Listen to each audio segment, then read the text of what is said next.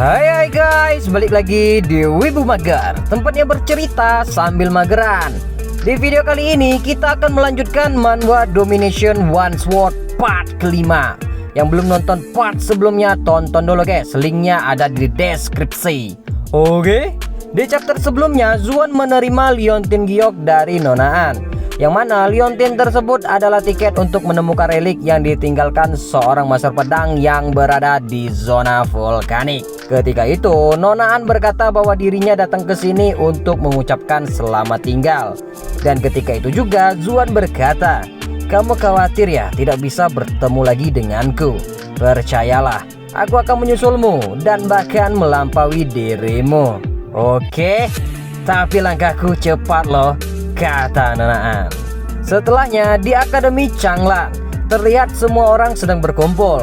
Dan ketika itu juga Pak Tuaji menyuruh seseorang untuk masuk. Dan muncul pria botak yang menggunakan kalung besar.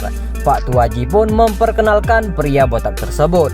Dia bernama Baize. Kita panggil Bai aja ya guys. Kemudian dia menyapa semua orang di sini. "Halo semuanya, aku Baize dari Gunung Mang. Senang bertemu dengan kalian semua," kata Bai. Dan ketika itu Moyun menyamperin Bai dan memberitahukan ke Bai bahwa di akademi ini ada sebuah aturan, yaitu pendatang baru harus membayar biaya perlindungan. Tapi Bai tidak membutuhkan perlindungan itu, jadi dia tidak ingin membayarnya. Terlebih lagi dia juga tidak memiliki uang. Sontak Moyun ancang-ancang ingin menyerang Bai, tapi dengan mudah Bai meraih tangan Moyun dan melintirkan tangannya Moyun itu. Moyun pun kesakitan. Hei, sudah. Orang ini bukan orang jahat, dia hanya ingin mengetes kekuatanmu," kata Zuan. Ketika itu Bai merasakan bahwa genggaman tangan Zuan sangat kuat. Bahkan urat di lengannya ikut mengencang. "Tidak aku sangka kamu orang yang kuat. Dan ini pertama kalinya aku bertemu orang yang lebih kuat dariku," kata Bai. Karena Pak Tuaji mendengar perkataan Bai itu, dia pun berkata, dia bernama Yezuan dan dia seorang kultivator pedang. Sontak Moyun terkaget mendengar perkataan Pak Tuaji itu. "Kultivator pedang? Bukankah dia sampai ditolak di Akademi Changmu?" tanya Moyun. Mendengar kakaknya dikatain sampah, Lingger marah dan dia mengatakan kalau dia nggak mau memasakkan Moyun. Namun dengan lembut Moyun meminta maaf ke Lingger.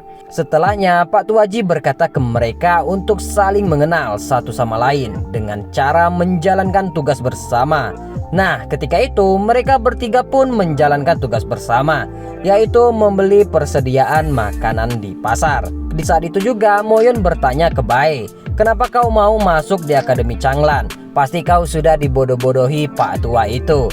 Bai pun menjawab kalau Pak Tuaji pernah berkata kalau diriku seorang kultivator seni bela diri, dan dia juga memberitahukan kalau kedamaian negeri Jiang tergantung kepadaku. "Terus kau percaya?" "Tentu saja aku percaya," kata Bai. "Bagus, kau memang jenius, Bai," kata Moyun sambil berpikir bahwa orang ini sangatlah polos. Tak berapa lama datang prajurit utusan dari negeri Tang menunggangi serigala bermata merah. Namun kedatangan mereka itu sangat rusuh parah. Orang-orang yang lewat di depan mereka langsung dipecut bagaikan binatang. Bahkan mereka juga memecut seorang wanita sampai barang dagangan wanita itu hancur.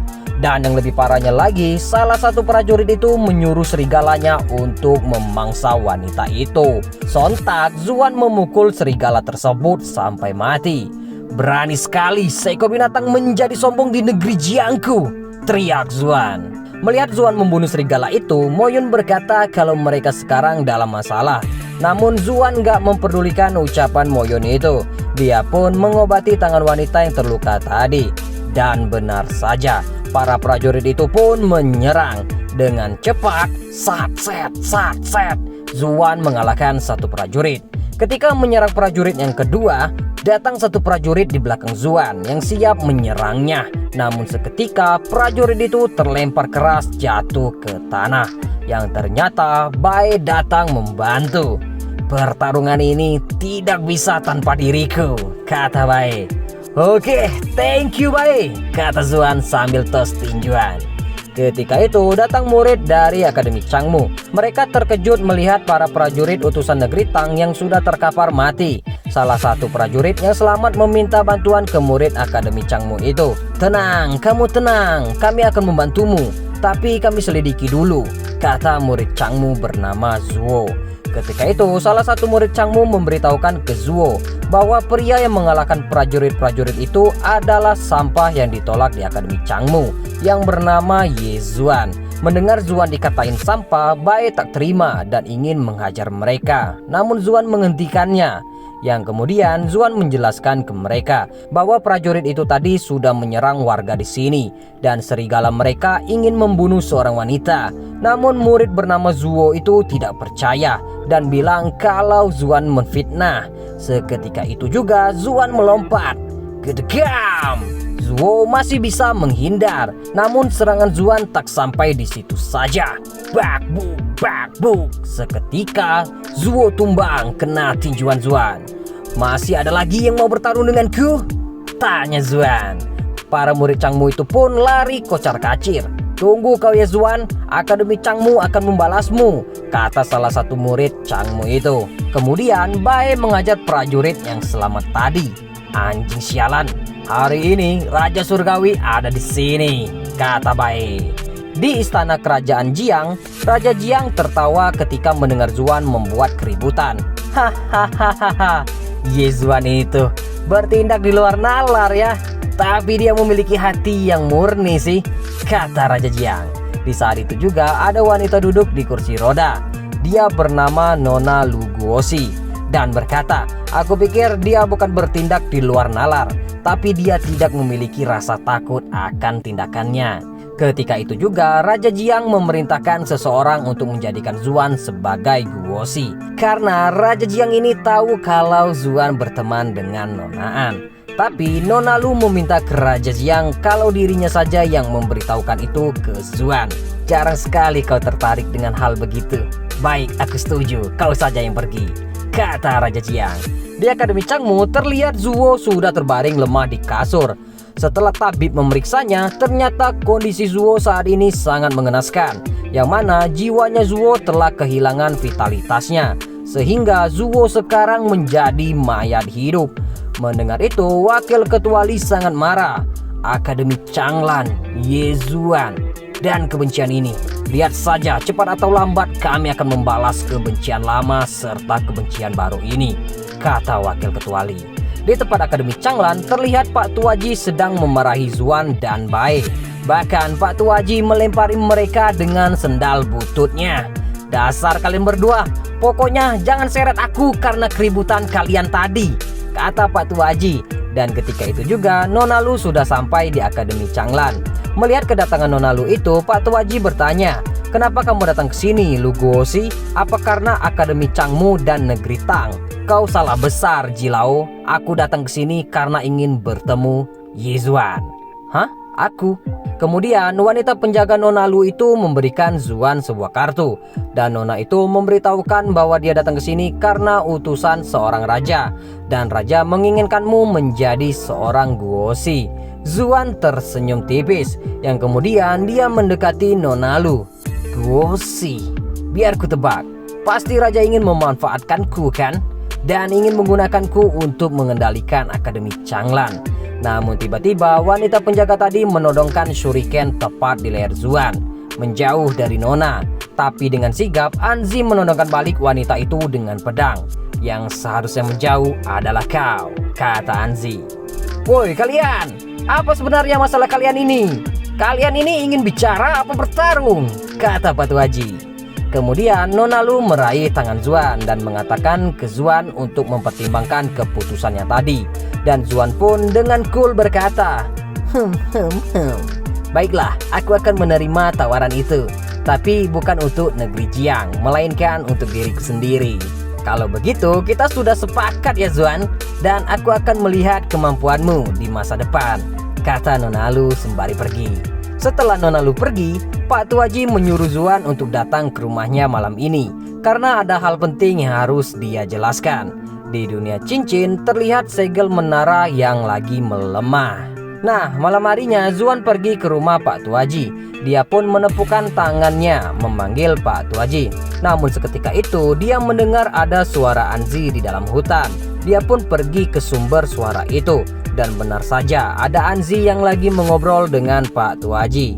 Anzi pun merasakan keberadaan Zuan itu dan langsung menyerangnya. Zuan pun terjatuh dari pohon.